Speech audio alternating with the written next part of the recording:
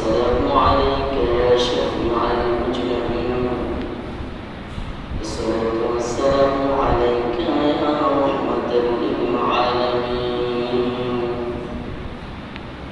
إن الحمد لله نحمده ونصلي على رسوله الكريم أما بعد أعوذ بالله من الشيطان الرجيم بسم الله الرحمن الرحيم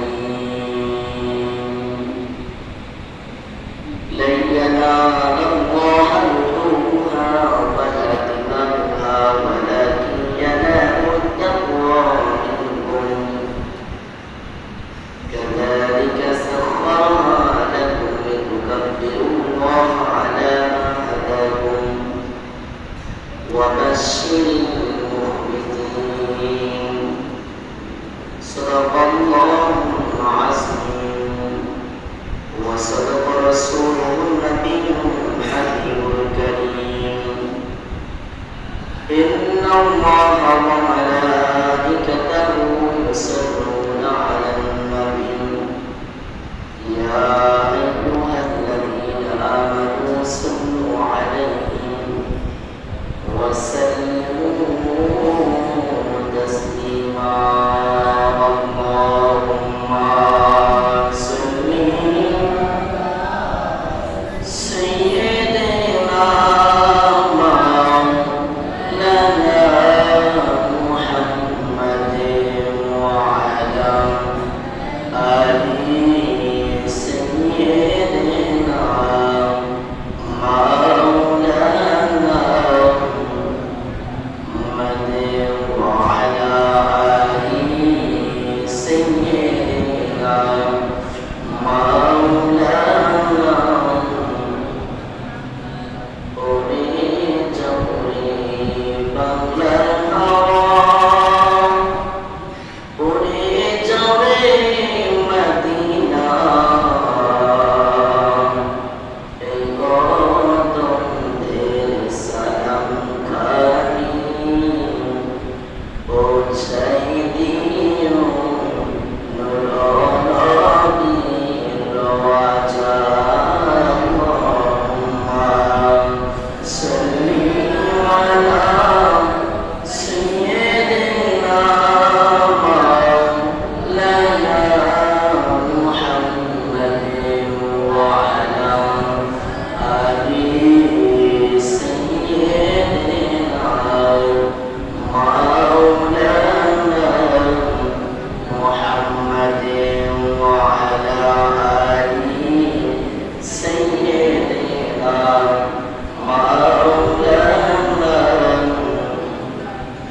بلغ العلا بكماله كشف الدجى بجماله حسنت جميع خصاله صلوا عليه وآله سلموا يا قوما صلوا على رسول الله المصطفى رجاء الله رحمة للعالمين اللهم صل وسلم وبارك عليه উপস্থিত মুআজ্জাজ মুকাররম হযরত মুরবিন کرام দিগার মুসলিম আযম বাবা ভাইরা দূর দূরান্ত থেকে শুনছেন আমার অবলা সওদা আবিদা সালেহা মা বোনেরা সবাইকে এর মধ্যে সর্বপ্রথমে সালাম জ্ঞাপন করছি আসসালামু আলাইকুম ওয়া রাহমাতুল্লাহি ওয়া বারাকাতুহু মহান আল্লাহ পাকের দরবারে আলিশান দরবারে সর্বপ্রথমে শুকরিয়া আদায় করেছি যিনি আমাদেরকে আরবি 12তম মাসে জিলহজ মাস ঈদুল আজহার মাসের আজকে প্রথম জুম্মার দিনে জুম্মার নামাজ আদায় করার মতো আল্লাহ জাল্লা শানুহু আমাদেরকে তৌফিক দান করেছেন সেই জন্য সবাই শুকরিয়া আদায় করি জবান খুলে বলি আলহামদুলিল্লাহ অসংখ্য দুরূদ সালাম সালাতু সালাম করেছি শাফিউল মুজনিবিন আনিসুল ওয়ালিদিন শাফিউল মুজনাবিন নবীজির কদম মোবারকে আমরা সবাই বলি আমিন। আমার প্রাণ ভাই বাবারা, আগামী সোমবার 17 জুন, আগামী সোমবার পবিত্র ঈদুল আজহার নামাজ অনুষ্ঠিত হবে। ঈদুল আজহা হবে। ঈদুল আজহাকে সামনে রেখে আজকে খুতবার বিষয়বস্তু কুরবানির ঈদ, ঈদুল আজহা অথবা বড় ঈদ অনেকে বলে থাকেন। ঈদুল আজহার ফাসাইল এবং মানাইল নিয়ে আমরা আলোচনা করব। আল্লাহ পাক যেন আমাদেরকে তৌফিক দান করেন, আমরা সবাই বলি আমিন। কুরবানি ঈদ, এটাকে অনেকে আমরা বকরা ঈদও বলে থাকি। কুরবানি ঈদ, কুরবানি অর্থ হচ্ছে নিকটবর্তী হওয়া, কাছাকাছি হওয়া, নৈকট্য অর্জন করা। কুরবানির পরিভাষায় বলা হয় আল্লাহ পাকের সন্তুষ্টি অর্জনের জন্য নির্দিষ্ট বস্তু নির্দিষ্ট দিনগুলির মধ্যে প্রবাহিত করা, জবে করাকে কুরবানি বলা হয়। এই পৃথিবীর মধ্যে সর্বপ্রথম কুরবানি হয়েছে, ইতিহাস থেকে জানা যায়, আমাদের আদি পিতা হযরত আদম আলাইহিস সালামের সন্তান হাবিল এবং কাবিল তাদের বোন আকরিমার বিবাহকে কেন্দ্র করে এই সর্বপ্রথম কুরবানি অনুষ্ঠিত হয়েছে। আমরা যে কুরবানি করি, এই কুরবানি হচ্ছে বাবা ইব্রাহিম আলাইহিস সালাম ওনার সন্তান ইসমাইল আলাইহিস সালামের স্মরণে আমরা করে থাকি। আল্লাহ তাআলা ফরমান ওয়াতলু আলাইহিম নাবা আবনাই আদম বিল হক إذ قربا قربانا فتقبل من أحدهما ولم يتقبل من الآخر قال لا أقتلنك قال إنما يتقبل الله من المتقين। সর্বপ্রথম কুরবানি কোথায় থেকে চালু হয়েছে? আল্লাহ তাআলা ফরমান প্রতিটা জাতির জন্য কুরবানি বিধান ছিল। এই আয়াত আল্লাহ ফরমান ওয়াতলু আলাইহিম নাবা আবনাই আদম বিল হক। আল্লাহ পাক হাবিবুল্লাহকে বলছেন, বন্ধু আপনি আদম আলাইহিস সালামের দুই সন্তান হাবিল এবং কাবিলের কুরবানির ঘটনা আপনি বর্ণনা করুন, আপনি মানুষকে শোনায়া দেন। ইয ক্বাররাবা কুরবানান ফাতুকবিলা মিন আহাদিহিমা ওয়া লাম ইতাকাব্বাল মিনাল আখার। উভয়ে যে কুরবানি করেছে, হাবিল কাবিল দুই ভাই কুরবানি করেছে।